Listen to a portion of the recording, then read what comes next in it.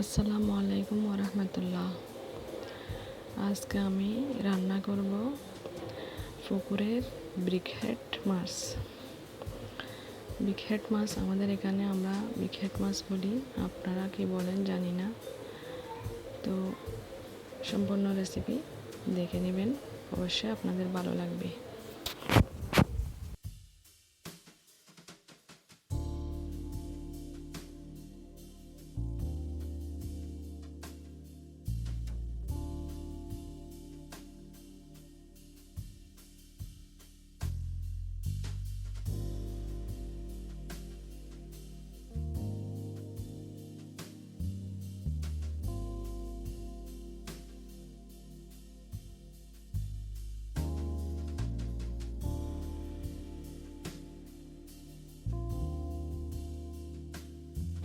তো আমি চুলায় কড়াই বসিয়ে দিয়েছি। আমি এই রান্না সরিষার তেল দিয়ে করব।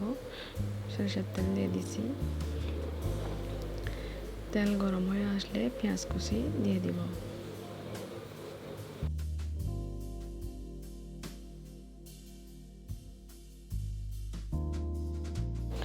তো আপনারা যদি ভালো লাগে আমার রেসিপি, এভাবে ফলো করে যে কোনো মাছ রান্না করতে পারবেন।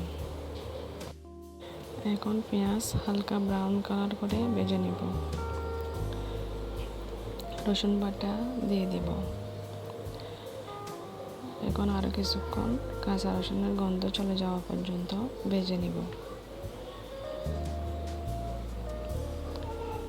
তো এখন 3টা কাঁচামরিচ দিয়ে দিছি। কাঁচামরিচটা আমি ফালি করে দিই নাই, গোটা দিয়ে দিছি।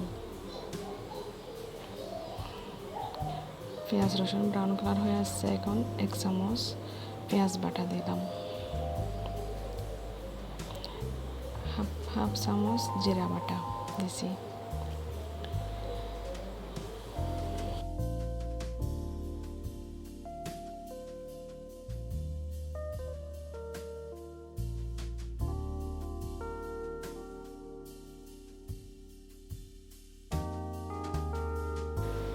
লবণ স্বাদ মতো দিয়ে দিব।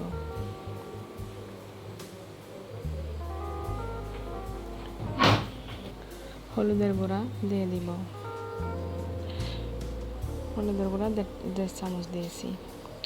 এখন দিব ধনিয়ার গুঁড়া 2 চামচ,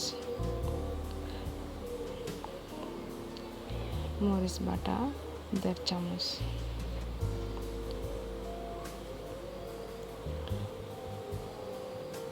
এখন মশলাগুলো ভালোভাবে কষিয়ে নেব। সামান্য পানি দিয়ে ভালোভাবে কষিয়ে নেব। চুলার আঁচ একদম মিডিয়ামে রাখতে হবে।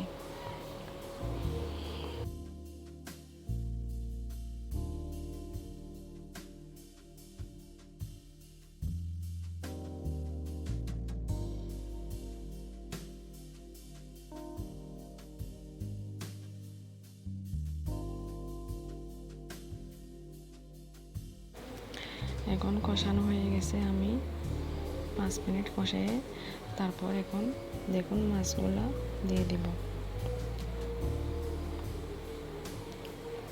কষানো হয়ে গেলে তেলটা উপরে ভেসে ওঠে, তখন বুঝবেন মশলা কষানো হয়ে গেছে। তখন মাছ দিয়ে দিবেন। এখন আমি সবগুলো মাছ একে একে দিয়ে সবগুলো মাছ একটা একটা করে উল্টাইয়ে মশলা লাগিয়ে আবারও কিছুক্ষণ কষিয়ে নিব। হালকা হাতে একটা একটা করে মাছ মশলার সাথে ভালোভাবে লাগিয়ে নিয়ে তারপর কষাতে হবে, যেন প্রত্যেকটা মাছের গায়ে ভালোভাবে মশলা লেগে থাকে। এখন চুলার হিট একদম লো হিটে রাখবেন, না হলে মশলা পড়ে যাবে। সামান্য পানি দিয়ে আবারও কিছুক্ষণ কষিয়ে নেব।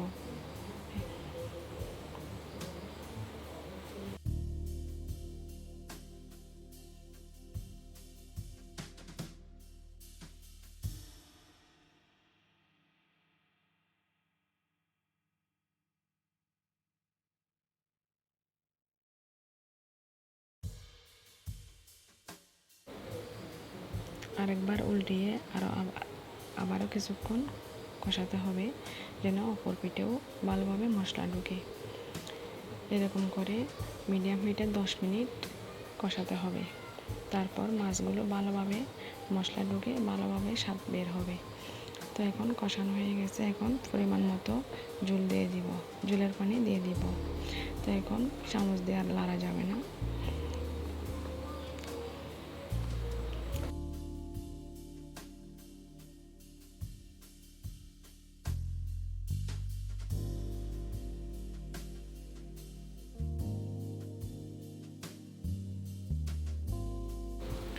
এখন ধনিয়া পাতা দিয়ে দিব। টমেটো থাকলে আপনারা টমেটো দিতে পারেন, আমার কাছে আজকে টমেটো নেই, তাই টমেটো ছাড়া রান্না করে ফেললাম। তারপরও কিন্তু অনেক মজা হয়েছে মাছগুলো। তো এখন একদম আবার চুলার হিট কমিয়ে আবারও 10 মিনিট রান্না করে নেব।